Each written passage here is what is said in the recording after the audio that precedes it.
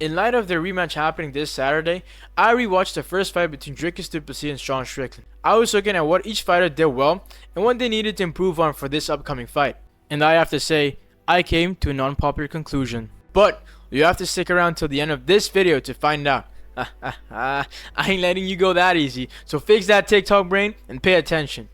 This is very important, so make sure you take notes because this will be on the final exam. And if you're asking yourself, what exam? Then you've already failed. Alright, let's begin. First of all, their last fight was an absolute war where both fighters showed clear strengths and weaknesses. And in this video, we're going to break it all down, analyze what each fighter did well, where they struggled, and ultimately predict how this rematch will play out. So sit back, relax, get some popcorn, hit that like button, and let's get into it. Let's start with the Sean Strickland.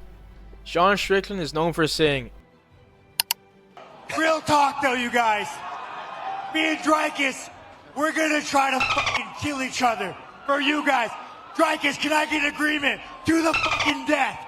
To the fucking death. Yes! I'm proceeding to throw teeps and jabs all fight long. But on a real note though, in their last fight, his jab was by far his most effective weapon. I mean, Sean Strickland must have the best jab in the middleweight division and arguably all of the UFC. The way he's just able to pepper opponents constantly with that jab must be very frustrating.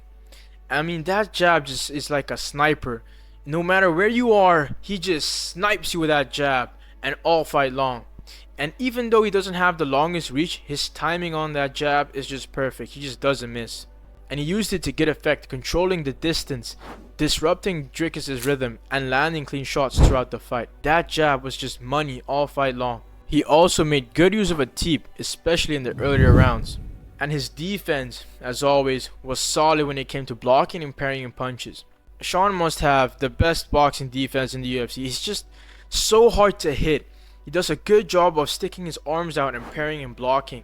And even if you get past his arms, he just hides so well behind his shoulders that it's just so hard to land clean on him. His leg kick defense was also on point by either checking kicks or sliding out of the way. And whenever he was taken down, again showed a good ability to get back up to his feet. He also showed a good inside leg kick, which I'm surprised he didn't use as much in the fight. And as the fight went on, he began incorporating more combinations and even showed flashes of urgency in the 5th round, which is promising looking at the rematch. However, Strickland had some noticeable weaknesses. One of the biggest issues was his backward movement. He was constantly put on the back foot by Dricus, which was a complete opposite from when he fought Adesanya, where he was the one constantly on the front foot, courtesy of those teeps I mentioned earlier, which to this day, a year later, I still don't understand why he didn't use them. Even his corner were calling for him to use more teeps, but he just didn't listen. He also tended to retreat too much instead of holding his ground, and that made him vulnerable to takedowns and heavy combinations from Dricus. I remember this moment where Dricus swings this overhand, Sean leans back to defend, and his hips are right there for the taking. He also wasn't throwing his right hand nearly enough. When he did, it landed, but he relied too much on the jab alone, which was very much the case in the 3rd round, where even his corner did not like how that round played out. Again, there were times where Strickland would land his jab, even a double jab, and would not follow up with a right hand. It would really benefit Strickland if he just sits down on some right hands after a jab. And it's such a shame because Strickland lands so many jabs throughout a fight. Additionally, he had trouble defending kicks and punches in combinations. Strickland did a good job of defending naked kicks, but whenever Dricus would set them up, they would always land. So that is something Strickland needs to address heading into this rematch. He also wasn't countering enough and often reacted heavily to feints. Like I mentioned, because he leans back a lot, whenever Dricus would throw 3 to 4 punches, the 4th punch or the 3rd punch tended to land. Because Sean reacts to everything, it allowed Dricus to use feints in order to set up his takedowns. And from those takedowns, it opened up his punches. From the simple fact that Sean tends to react to almost everything. Now let's talk about Dricus. The biggest thing that stood out about his performance was his relentless pressure and his toughness, because this guy ate a boatload of jabs. I mean, just look at his face in this round. From the opening bell to the final horn, he stayed aggressive, constantly moving forward, throwing strikes in bunches. His kicks were effective, when set up properly, and he mixed in level changes well, keeping Strickland guessing. This fight is a good example of how a good takedown threat can really open up your striking. He also did a great job adjusting mid-fight, which is an underrated aspect of his game, and by the later rounds he was even landing power shots, cutting Strickland open and forcing him into bad positions. But Du Plesis also had his fair share of weaknesses. One of the biggest issues was his tendency to reach on his punches.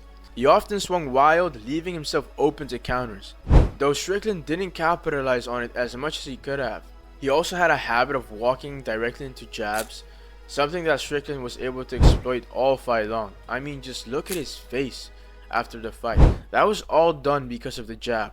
Another major flaw was his tendency to duck extremely low during exchanges, which could make him susceptible to uppercuts or knees.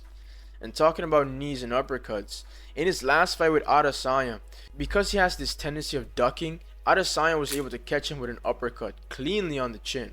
Again though, Dricus is made out of freaking rock, so he just ate that. Additionally, while he had success with takedowns, he wasn't great at keeping Strickland down at all, and he'd often let him get back up way too easily, which again was different in his fight with Adesanya. He would do everything he could to keep Adesanya down, or at least hold him up against the fence to land big shots, which he never did against Strickland. He would just let him go. In their last fight, Strickland did start to make some adjustments as the fight progressed. He picked up the pace, threw with more intent, and even defended takedowns in the final round. But he still struggled to truly adapt and did not take advantage of Dricus' mistakes. Meanwhile, Dricus kept his foot on the gas, landing heavy shots and keeping the pressure on. However, they both got very reckless in the last round, throwing overhands, haymakers, and leaving themselves open to counters. So what does all of this mean for the rematch? If Strickland wants to win, he needs to make key adjustments. He has to hold his ground, fire back with counters instead of just reacting, and use his jab to set up his right hand more often. In this fight, we need jabs, teeps, right hands. We need those shots all fight long. He needs to put obstacles between him and Dricus. He cannot allow Dricus to get close. And jabbing alone is not gonna get it done. He needs to use his teeps and also use the jab to the body. Strickland has such a good jab, it's a shame that he doesn't go to the body more often. That jab to the body will not only tire Dricus out, but it will set up all the other strikes for Sean in the fight. And speaking about the counters, Sean has to punish Dricus when he makes a mistake. If Dricus reaches, Sean needs to be ready to capitalize on that moment. If Dricus is ducking a lot, Sean needs to type uppercuts and knees. Also, he must avoid getting backed up against the fence. He cannot allow Dricus to push him back, because when he's moving back, that's when he gets caught. Sean needs to make sure he's the one on the front foot. That's why those jabs and teeps are crucial. If he does this, he has the skills to frustrate Dricus and potentially pick him apart over 5 rounds. As for Du Plesis, his path to victory involves refining his pressure and being more calculated in his attacks. He needs to avoid reaching on his punches, mix up his levels effectively, and use the clinch and wrestling to wear Strickland down. When someone is so good at defending strikes to the head, that's when you go to the body. And we saw in the last fight that Dricus was able to land body shots, whether with kicks or with his punches, because Sean always leans back to defend overhands. That's the perfect moment for Dricus to go for his takedowns, because when you're leaning back, you can't sprawl, you can't defend takedowns. And that's something Dricus has to exploit again in this upcoming fight. So if Dricus mixes the wrestling with the body shots, he can not only wear Sean down, but open up his own striking and then eventually land his own power shots. So if he can keep a high pace without getting reckless and capitalize on Sean's backward movement, he has a real shot at overwhelming him. At the end of the day, this fight will come down to who makes the better adjustments.